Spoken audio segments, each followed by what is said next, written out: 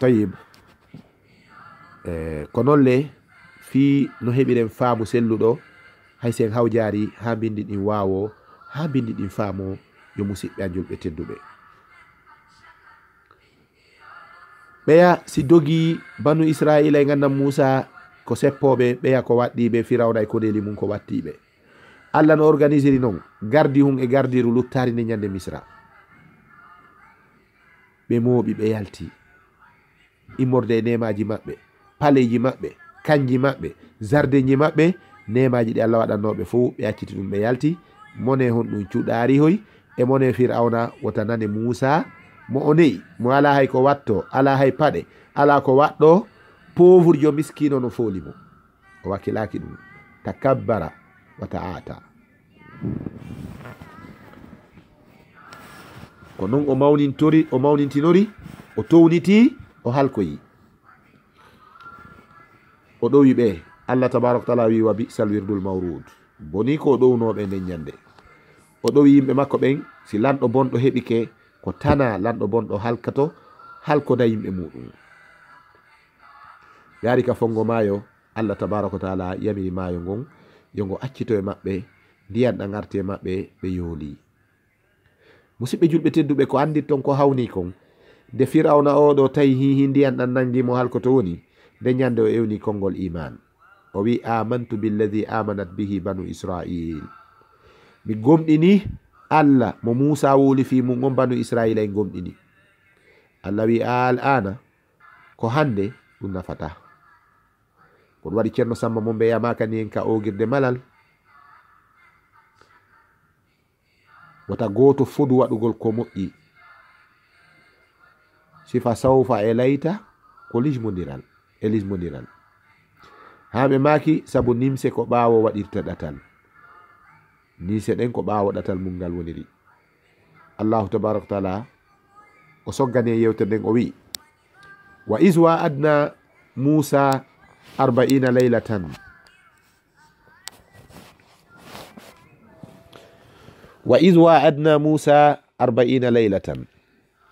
heɗen suti ɗo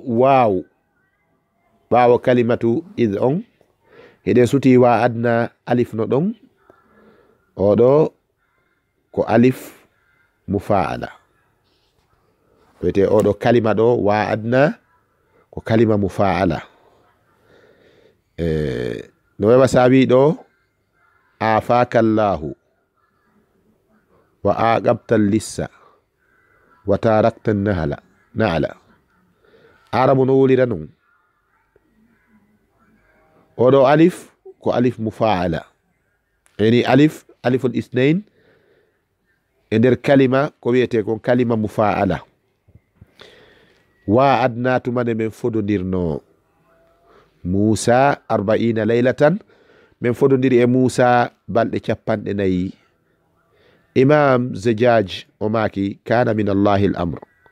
wa min Moussa al-qabul falidhalika dhukira bi lafzil muwaada so yi Allahu tabaraka wa taala yewti fi fododiral ko Allah no yamirde Moussa no jaɓude al-amru min Allah wal qabulu min Moussa yamiror nden no iwurde ka Allah annabi Moussa alayhi salatu wassalam no jaɓude yamiror nden ko ɗum si Allah wi men waɗidi ɗum ɗo woni ko laaɓi kon e ko duwaɗen faamude aya on wona wasi annabi Moussa ko ballo Allah gollatano si Moussa tawaka Allah wawatano si Moussa wallitaki kono ko tawde Allah yamiri Moussa jaɓi izan Allah konti annabi Moussa gollidaɗo kalimatu Moussa o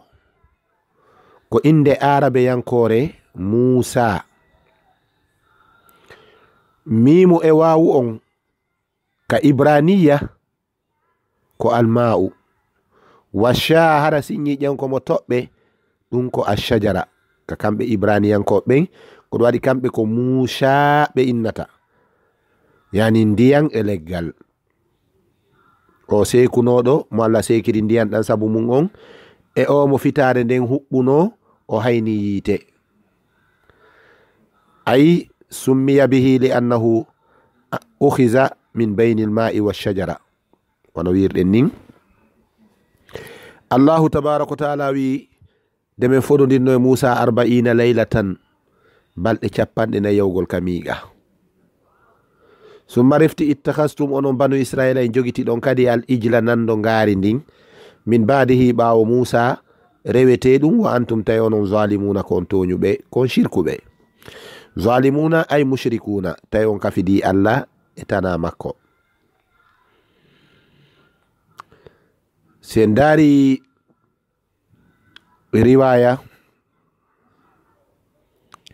riwayaji arɗi ɗin e bange ɗe ayeje ɗo 40 laylatan woni miiqa o ko balɗe 30 e nder sabbordu donkin e balɗe 10 arane ɗen ka donkin 30 sabbordu donkin lewru ndum mayiroyi 30 e 10 donkin je ɗen fawi ɗon ɗe wiyeteɗe wala yalin ashre 10 donkin ɗen ko ɗe balɗe 40 ɗo annabi Musa woni ko accuno yimɓe makko ɓen o yehi ka miiqa.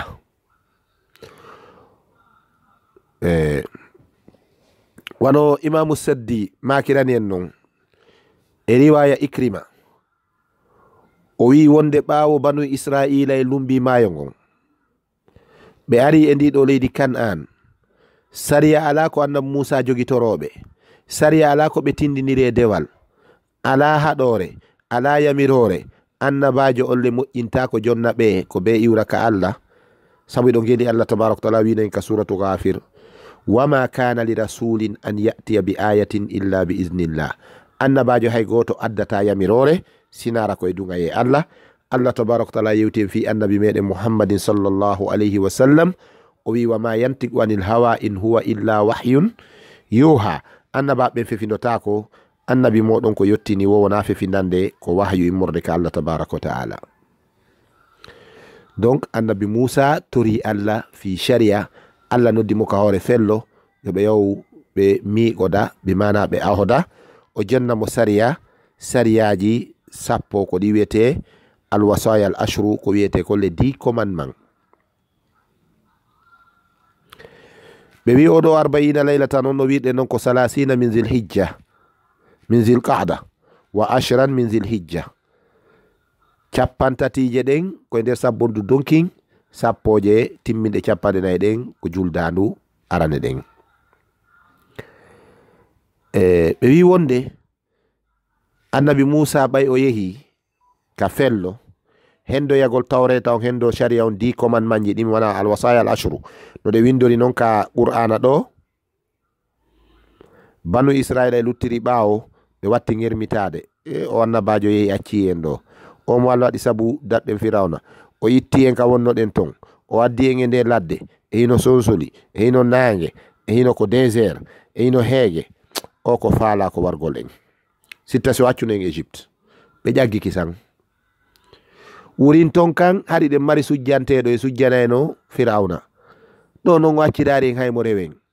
Samiri yutayno hakkude maɓɓe neɗɗo halkaɗo jarribaɗo tawi fewndo ɓe lumbayno ka maayo. Samiri yu haynino ke batte teppe puccu annabi Jibrilu ngun alayhi salatu wassalam o nokkindi leydi ɗon o jonni bayloɓe o wimo be yo addu cuɗari ko ƴettuno e juuɗe rewɓe banu Israila kon mo be addi kange kalisi sila ɗum honcidira honca ha woni bollan o woni ha tekki o moƴƴini nando ngaari to nandi e nagge o moƴƴini ɗum o ƴetti leydi ndin ko ƴettuno batte teppe puccu Seydina Jibrilu nun o bugi ka hunduko kariri nando ngaari ndin estati on tun luuki waɗi hito o wiyawa Musa yehi acciɗo reweteɗo mum on e reweteɗo mon on o yehi ka hoore fello ga e ɗaɓɓitoygol goɗɗum go ko rewe. wa kazalika alqas Samiriyu. Allah wi ko ni Samiriyu bugori miijo bonɗo e haqqillaji ɓe o majjini ɓe ɓe cowtiki san hiɓe wowtuno dewal kellugol ruko sujjana mere ɓe woni waɗugol firingantan ɓe rewa nando ngaari ndin ɓe hirsanandi ɓe sunnanandi ɓe defanandi watti rewde nando ngaari ndin e nder ɗe balɗe 40 annabi Musa ari tawti ɓe ɗum gadbana asifan tawi ko tikkuɗo ko suniɗo o nangi koto makko Haruna mo accidunoɓe on yajurruhu ilayhi mo bippita on adda mo e makko wiya ko to daari lontande bonde nde wonɗa hanno jokkitalan hanno nangaɓe juɗɗen saloɗaɓe rewa nandi gaari koto makko Haruna wi Samiriyu folilan o convainquiɓe o majjiniɓe tawi mi wawata ittude ɓe e ko haqqil maɓɓe kin nangi kon. Anna Musa inni hanno jokkitalan min tigi mi arta. Anna Musa yani e nando ngaari ndin o muncidi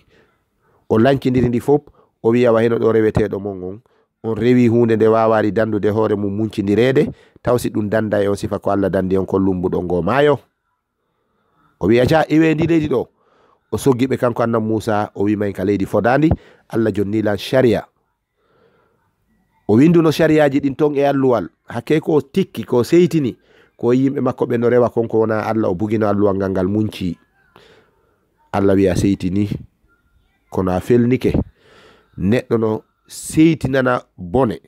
o bonnora kanko kadi. Allah feli mo yamiri mo yo hoccu alluwal ngal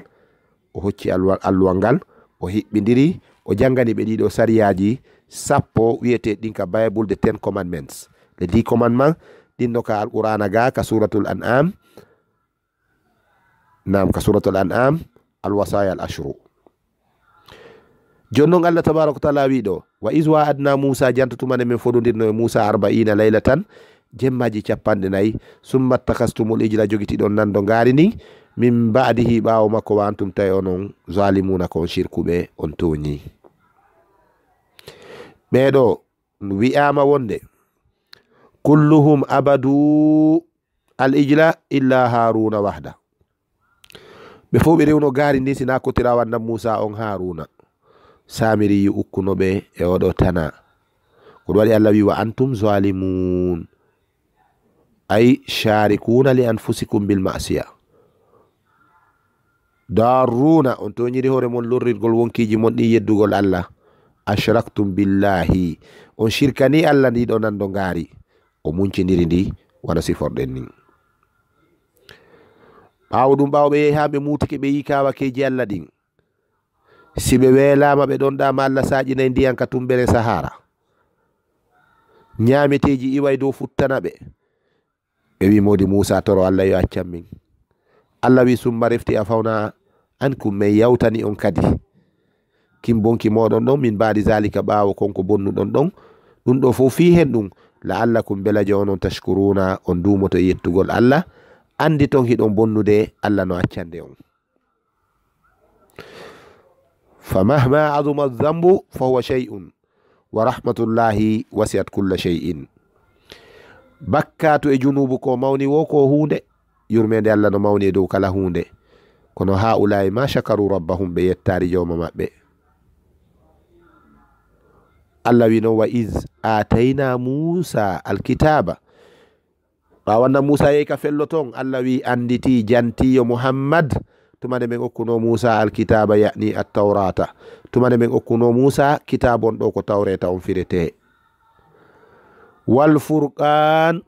on jogi firoji hewɗi. Imam Mujahid maki huwa at-tauratu aidan zakaraha bismayni Allah janti tawreta on inɗeji ɗiɗi o wi tawreta ko kitab o wi ko furqan ɗum ɗo Imam Mujahid maki. Imamul Kasai maki al furqanu na'atul kitabi wal wawu zaidatun yani al kitabul mufarriq bayna al halali wal haram. Imamul Kasai maki tawreta ba kitabu ba furqanu ba ko hunde wotere wawu arɗon ɗon ko wawu ɓeydari wona o wawu atfu yewtere hinde.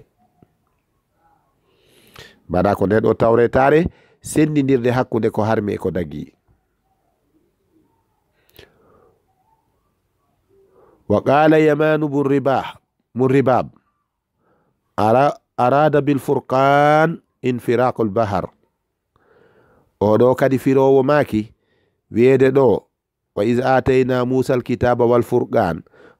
on ɗo ko sendidirede bahar on kaɓe lumbuno ɗon. Allah okki Musa nde tawretare awade Allah okkino Musa kadi sendidirgol bahar on ɗama yara ñamo ɗama yara nano ukko ɗon ɗon lumboyon ayɓe mon ɓe ngaro ukko ɗon tun ndiyan ɗan tawtidira e hoore maɓɓe. woɓɓe go firi wonde oɗo furqan kitabon ko tawrata on furqan on ko akhbaru zuhuri ummati muhammadin sallallahu alayhi wa sallam. Kitabon ko tawrat, furqan on ko kumpital ngal Allah humpitiɓe fi ɗeɗo mofte ɗe wonɗen ɗo mofte annabijo sallallahu alayhi wa sallam. haray fo e muɗum Allah wi la'allakum belaje onon tahtaduna on fewayi ko ɗo wonɗen darade. barakallahu li wa lakum fil qur'anil karim. jarama on weltanama. mi adda e audio rewtorɗo on sengo leyɗo joni.